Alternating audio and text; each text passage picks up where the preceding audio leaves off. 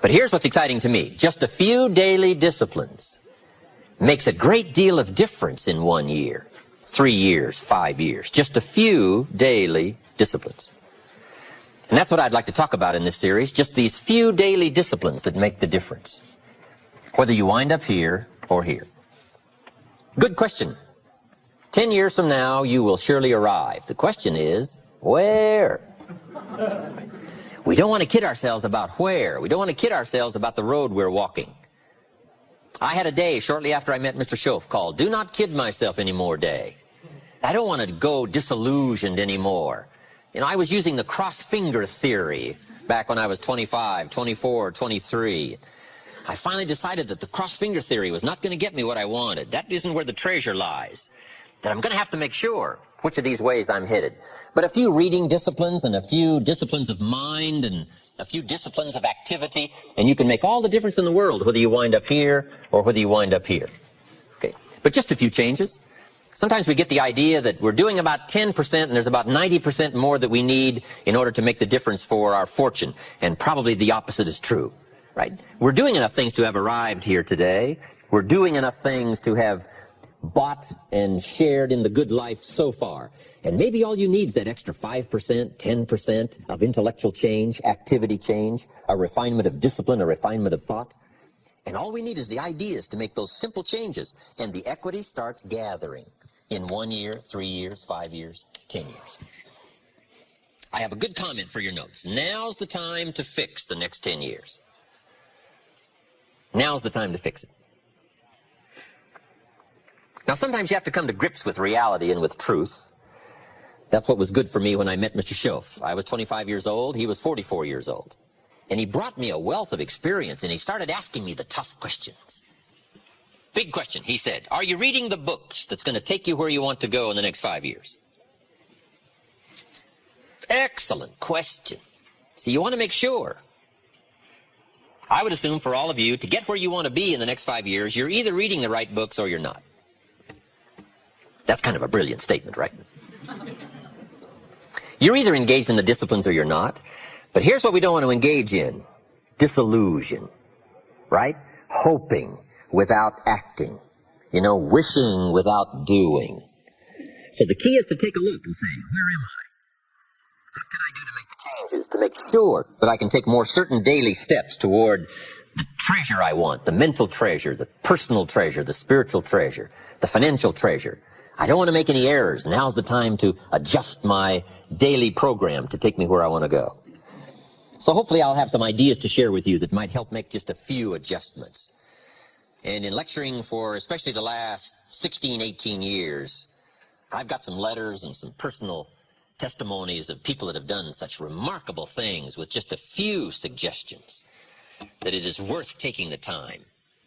And that's what I'm here for, to do a little coaching. A good note for you to take. We could all use a little coaching. When you're playing the game, it's sometimes hard to see it all. And if you just take a breather, take a little time out.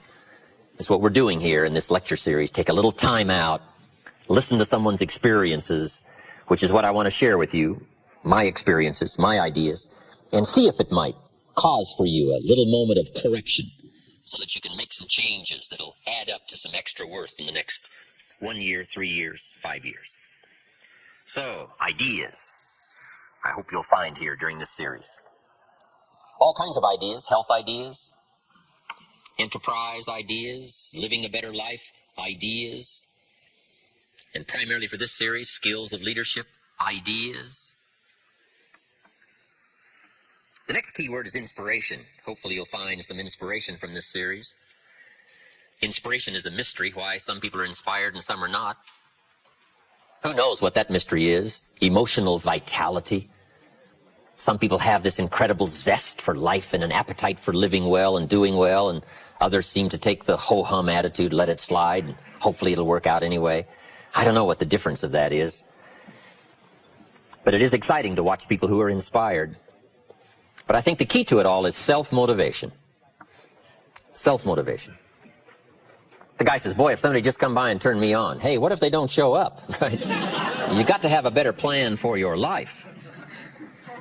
Personal inspiration, drawing emotional vitality from life and the challenge, going for it.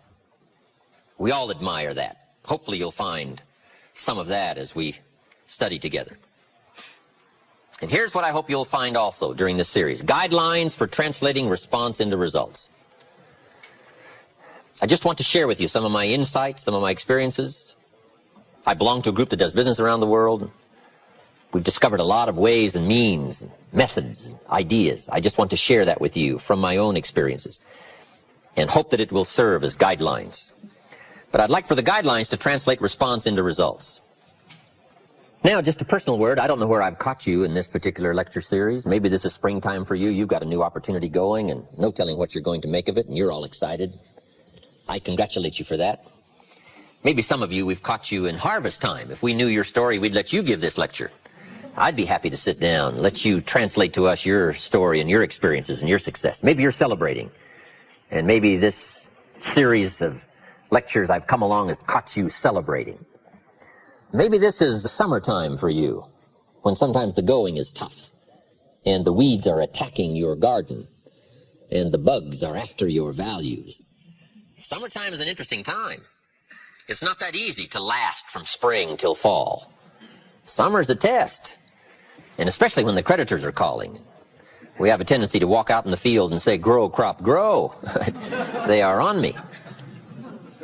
So I don't know, maybe we've caught you in a testing time. Maybe this is challenging time for you, the summertime. Maybe I've caught you in winter. And I'm sure we've all had some of those winter times, sort of desperate times, decision-making times. Maybe I've caught you in this series at the fork of the road, and some of the decisions you make in the immediate future are going to have everything to do with your next 5 years, 10 years. And I've been to a few of those, called forks in the road. I mean, which way do you go? What do you select now as your next path of opportunity? And maybe these are trying times for you. Winter can be a source of trial, when the push is on and the press is on. So I don't know where I've caught you, but whatever season I've caught you in, I want to bring you value. That's my intent. And to get the most from this series, let me give you just a quick list. Here's number one: be thankful. I think, first of all, to get more, we need to just be thankful for what we already have, especially living in this unbelievable country. In America, we call somebody poor that makes $10,000 a year. I'm sure the rest of the world would find that hard to imagine. Say, why would you call somebody poor that makes $10,000? I don't know. We're such a rich, fabulous country. It's unbelievable. In Bangladesh, the average income is $95 a year. So I'm sure they would find it strange that people would attend lectures on how to do better when probably we're doing better than almost anybody else in the world.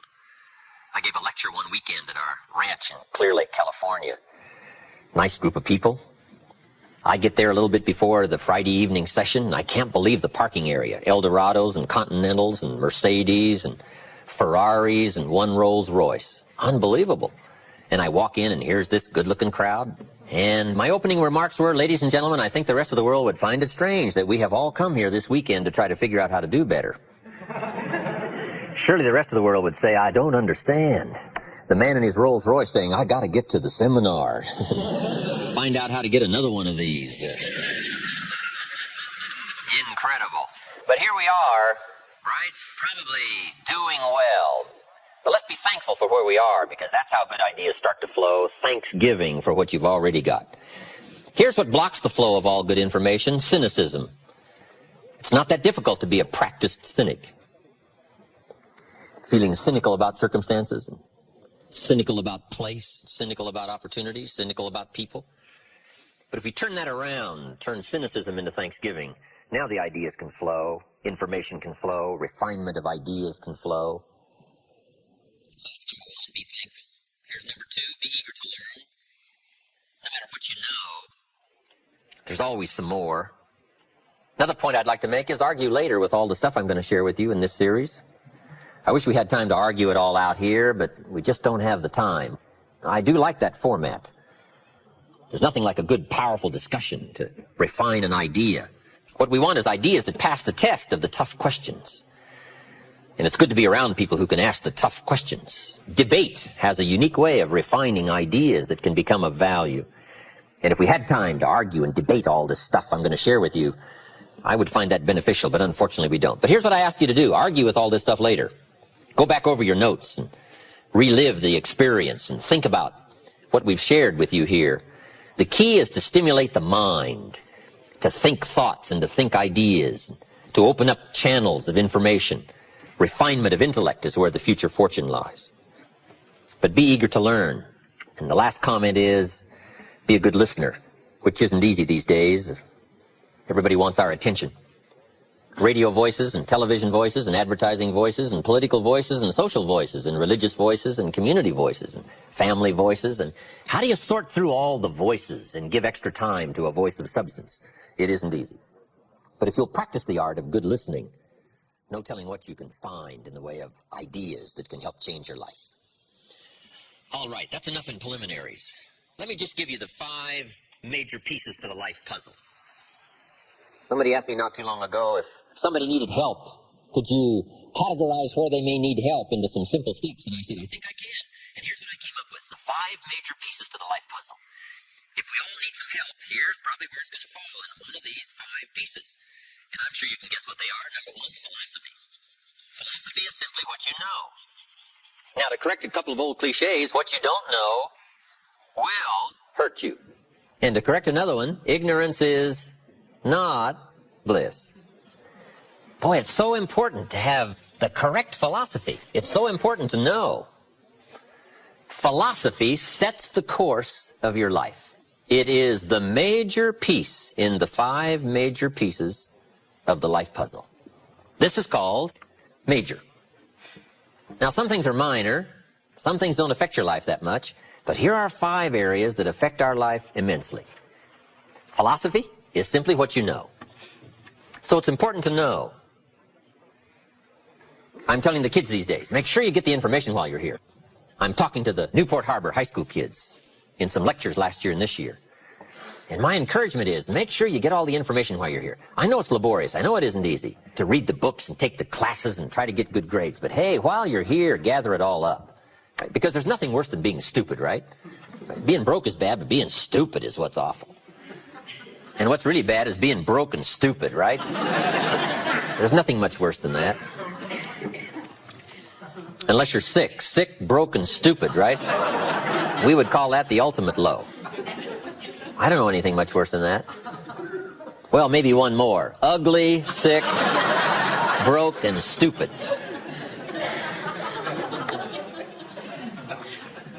So to correct all that, here's number 1. You've just got to know, because what you don't know will affect your economic future the next 3 years, 5 years. The book you miss will make a difference.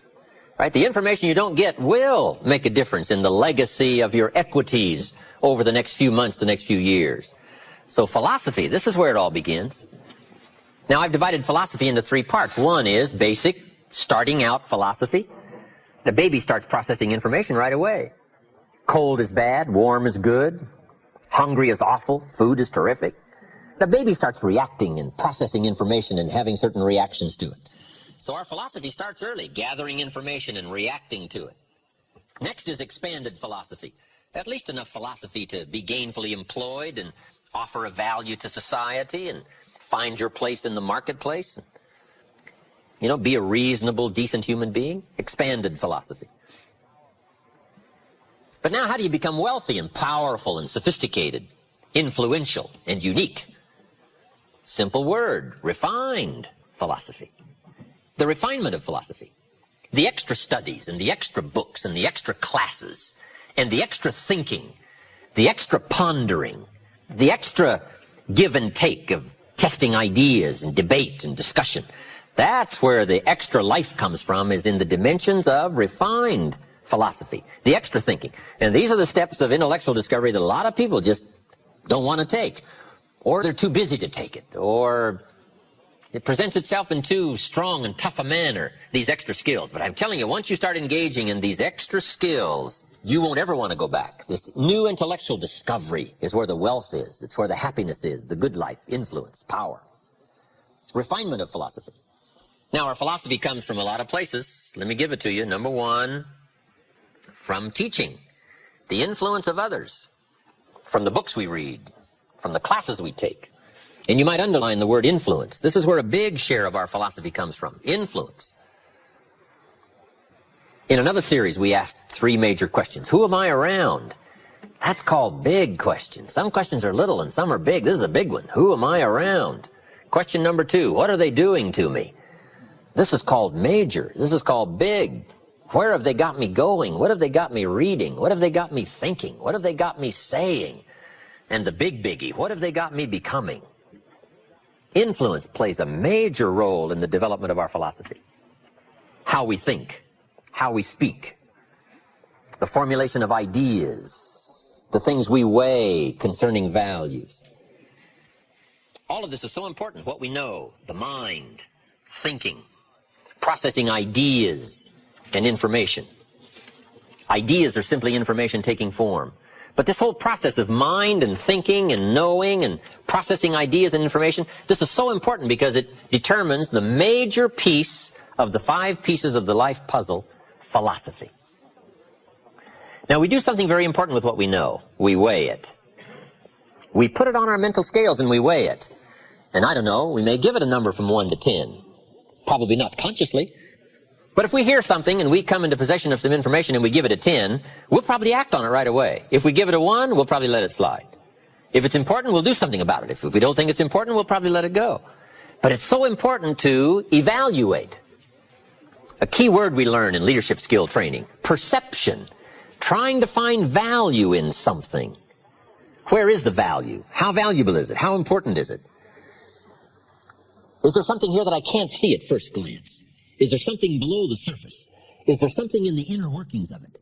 What goes behind it? What goes beyond it? What is its origin? All of these questions that help us come to the perception of value, ideas, evaluating information.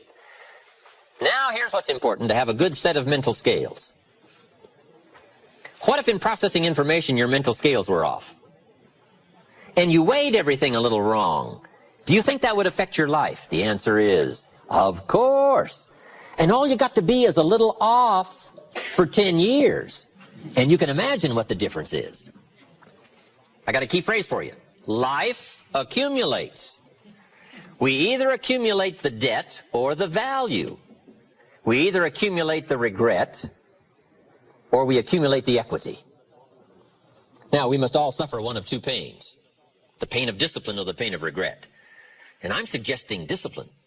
Mental discipline to refine ideas. Of course it's laborious and of course it's a push, but it's called small price to pay so that you won't have the regret later on. Regret weighs tons. Discipline weighs ounces. So if you accept the early ounces of discipline of thought to refine ideas and not just let major questions go by, what about society? What about the government? What about taxes? What about religion? What about life? What about capital? What about business? What about society? All of these major questions. What about my life and my value and my place and my future? And what about life? What about origin? What about destiny? What about opportunity? What about possibility? All of these major questions, to let them go casually by is to miss the treasures that your life could accumulate into in the coming months, the coming years. So this is called major. What we ponder and what we think about sets the course of our life. It's like the set of the sail that's taking us somewhere. Let me give you a good question to write down. Where are my thoughts taking me? This is a biggie question. Where are my thoughts taking me? These are some of the things you want to make sure of. You might be able to be casual about some things, but here's some things not to be casual about. My philosophy is taking me somewhere. Big question, where? The accumulation of equity will either be there or won't be there. Life accumulates.